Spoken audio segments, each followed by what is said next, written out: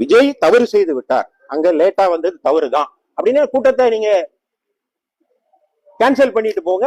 அவங்க நீதிமன்றத்துல போய் வாங்கிட்டு போறாங்க. அப்போ இத்தனை பேர் கூடுற இடம் குறுகலான இடம், அது நடத்த முடியாதுன்னு நீங்களே தானங்க உத்தரவு போட்டிருக்கீங்க. அப்போ ஜனவரி மாசம் போட்ட உத்தரவு அக்டோபர்ல செப்டம்பர்ல மாறிடுமா என்று கேட்கிறேன்.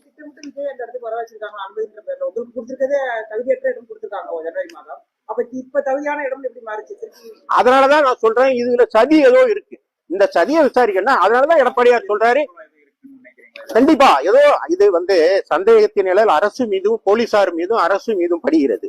உடனடியா ஆம்புலன்ஸ் ஏங்க அங்க வருது, வரிசையா எப்படி ஆம்புலன்ஸ் வந்துச்சு, கரண்ட் ஏன் கட்டாச்சு, தடியடி நடத்த உத்தரவு கொடுத்தது யார், இதெல்லாம் தெரியணும்.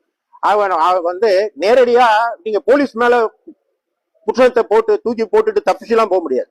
இது அரசாங்கம் நடத்துறவங்களுடைய தவறு. இப்போ தவறு நீங்க அரசாங்கத்தை தானே குற்றம் சாட்டுறீங்க.